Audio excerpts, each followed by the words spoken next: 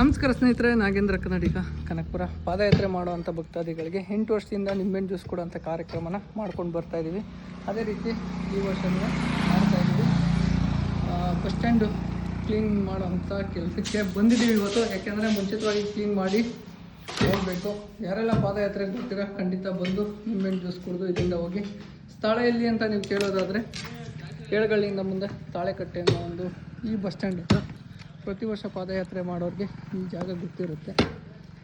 ಬನ್ನಿ ಇಲ್ಲೇ ಸಿಗುವ ಅಂತ ಹೇಳ್ತಾ, ಸಾಕಷ್ಟು ಜನ ನಮಗೆ ನಿಂಬೆಹಣ್ಣು ಜ್ಯೂಸ್ ಕೊಡ್ಬೇಕಾದ್ರೆ ಅವ್ರದ್ದೇ ಆದಂಥ ರೀತಿಯಲ್ಲಿ ನಮಗೆ ಸಹಾಯನ ಕೊಡ್ತಾರೆ.